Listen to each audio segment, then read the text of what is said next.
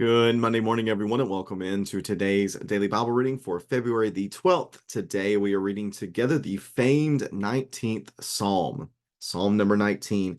C.S. Lewis said about this psalm, as I can find my page, he said about this psalm, I take this to be the greatest poem in the Psalter and one of the greatest lyrics in the world. Again, a quote from C.S. Lewis. I take this to be the greatest poem in the Psalter and one of the greatest lyrics in the world. And certainly it is one of the most famed psalms within the Psalter. A song that we sing, I believe Craig is going to lead us on Wednesday night in singing this song, or this singing a song that is built off of this psalm. It is just has so much incredible imagery for us, draws our attention to Yahweh's character. And that's really the main point of this psalm, is it draws our attention to Yahweh's character in two ways in which Yahweh's character is revealed to us. So let me get the text of Psalm 19 up on the screen for us, and we'll read along together here. Psalm number 19, the witness of creation and scripture. For the choir director, a psalm of David. Certainly, as I've mentioned, one of David's greatest and most well-known works. Let's read here together Psalm 19 and verse number 1. Psalm 19, verse number 1, the heavens declare the glory of God. That is, and that is the Hebrew word El, that word that is used for God. The expanse proclaims the work of his hands. Day after day, they pour out speech. Night after night, they communicate knowledge, the heavens being referred to here. There is no speech. There are no words. Their voice is not heard. Yet their message has gone out to the whole earth, and their words to the ends of the earth. In the heavens, he has pitched a tent for the sun. It is like a bridegroom coming from his home. It rejoices like an athlete running a course. It rises from one end of the heavens and circles to the other end. Nothing is hidden from its heat. The instruction of Yahweh, now we have the tetragrammaton being employed by David. The covenant name of Yahweh, the instruction of Yahweh is perfect, renewing one's life. The testimony of Yahweh is trustworthy, making the inexperienced wise. The precepts of Yahweh are right, making the heart glad. The command of Yahweh is radiance, making the eyes light up. The fear of Yahweh is pure, enduring forever. The ordinances of Yahweh are reliable and altogether righteous.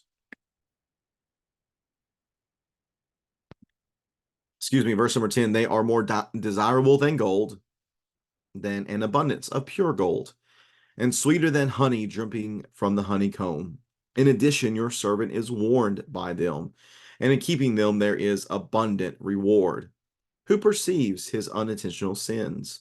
Cleanse me from my hidden faults. Moreover, keep your servant from willful sins. Do not let them rule me. Then I will be blameless and cleansed from blatant rebellion. May the words of my mouth and the meditation of my heart be acceptable to you, Yahweh, my rock and my redeemer. And that is the reading of Psalm number 19. Psalm number 19. Again, the greatest poem of the Psalter, according to C.S. Lewis, and I would tend to agree with him. I'm sure many would have that opinion as well. This is a psalm of wisdom and law, I would say. I think it probably would fit well into either one of these categories. There is wisdom in understanding God's revelation of himself through creation and his instruction. And then there is the focus there on instruction. So this would be a law or a Torah psalm. To begin with, in verses 1 through 6, creation gives its witness to Yahweh. The heavens declare, not whisper, but the heavens declare the glory of Yahweh. Again, we talked yesterday in the lesson during the worship assembly about glory, about what it means for God's glory to be evident. Remember, the word glory, Hebrew word kavod, it comes with the meaning of something being a burden or being heavy or being significant in nature. And certainly the heavens, again, don't whisper, but they declare, shout loudly, and proclaim the burden that is Yahweh, the heaviness of Yahweh, the significance of Yahweh. The expanse proclaims the work of his hands, not of random biological processes that did not have us in mind. No, it is a purposeful creation by our good God. Day after day, they pour out speech. Night after night, there is a continual, unceasing witness to Yahweh's glory, continue communication from nature to us. And yet the communication between nature and ourselves is not speech, it is not words, there is no voice. So how does that happen? How can something proclaim, declare, and communicate without words?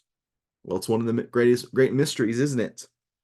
That nature is able to speak a language not spoken, but yet we all understand it. And it brings to my mind certainly Romans chapter 1, that the heavens declare the glory of God from that text. Romans chapter 1, I believe it's starting in verse 19. Romans chapter 1, beginning in verse 19. Let's see here. Verse 20, excuse me, for his invisible attributes, that is, his eternal power and divine nature, have been clearly seen since the creation of the world, being understood through what he has made. That everything we see around us screams that there is a creator. And that, Frank Turek is a pretty well-known Christian apologist of some sort of evangelical flavor. But he often, I think it might have been him who coined the phrase, "I don't have enough faith to be an atheist."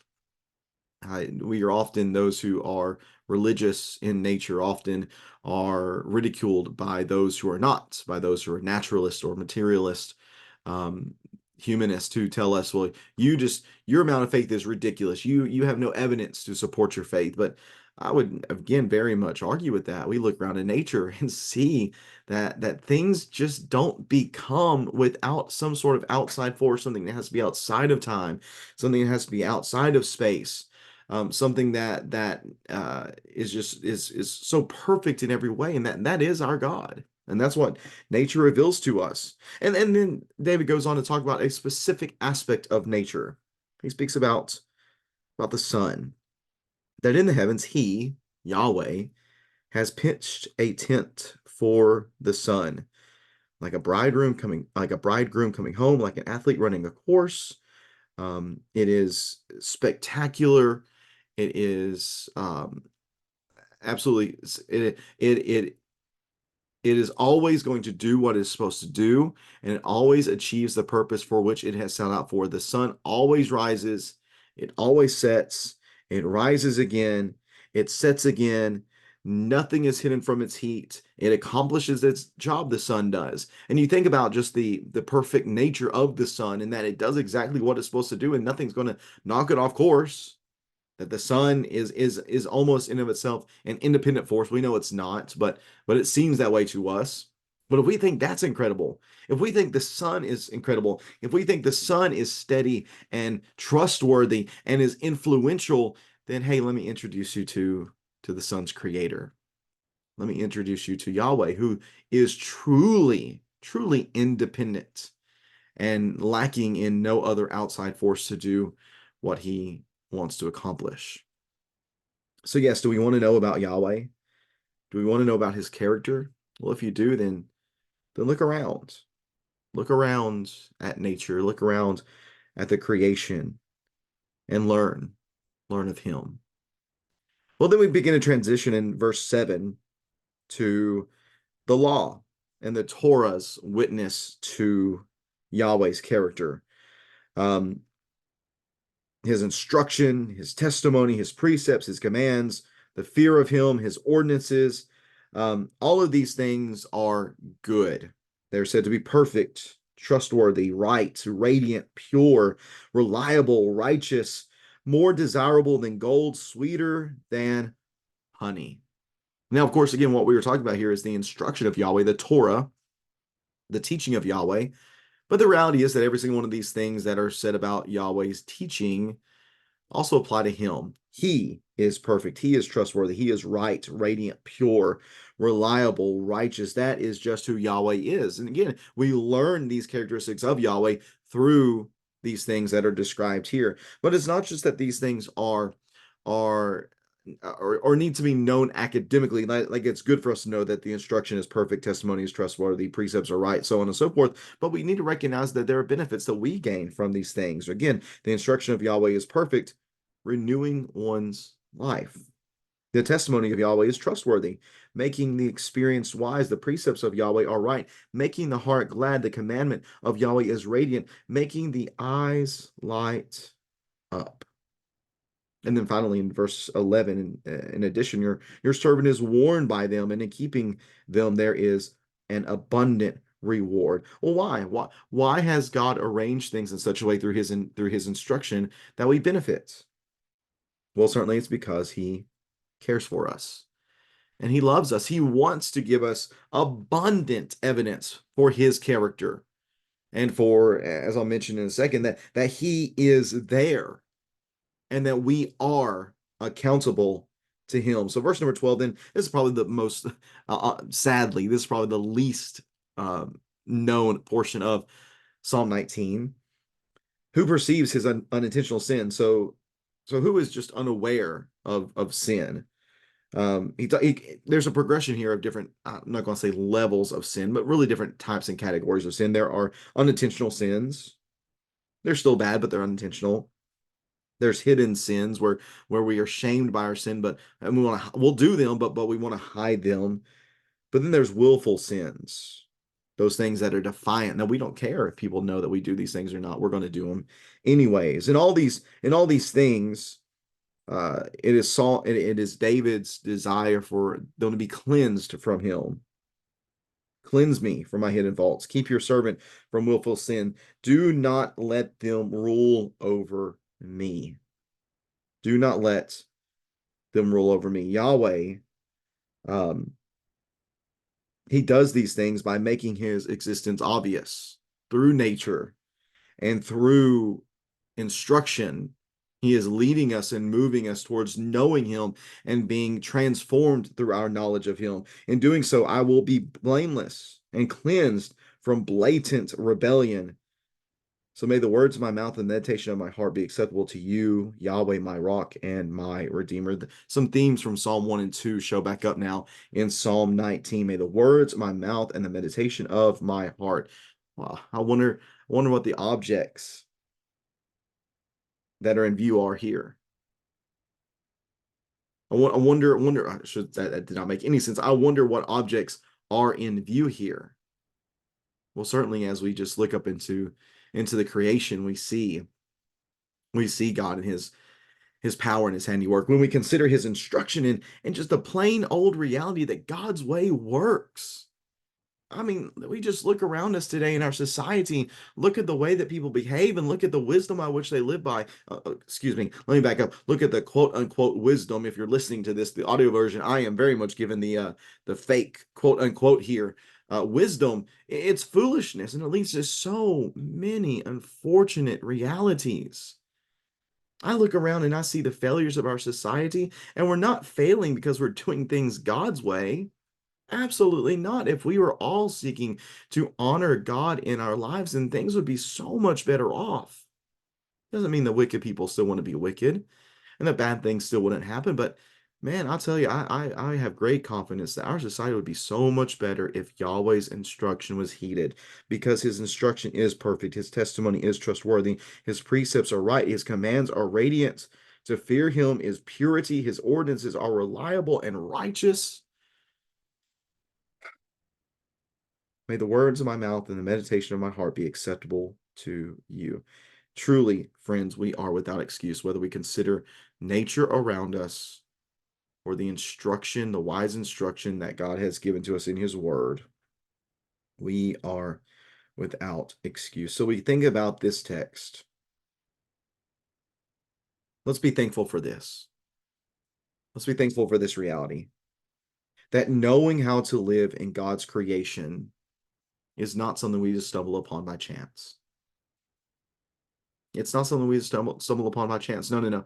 No, this good creation that God made, that God has blessed us with, we are able to thrive in it and to enjoy its goodness and its blessings by recognizing the Creator and by submitting to the Creator. Again, this statement I think is important, that we acknowledge and that we recognize that you, speaking of Yahweh, that you, Yahweh, you are there. And I am accountable to you. So many people want to act like that's not true. So many people want to ignore God, act as if he is not there and that they're not accountable to him, but could not be further from the truth. He is there, and I am accountable to him. He is there, and you are accountable to him.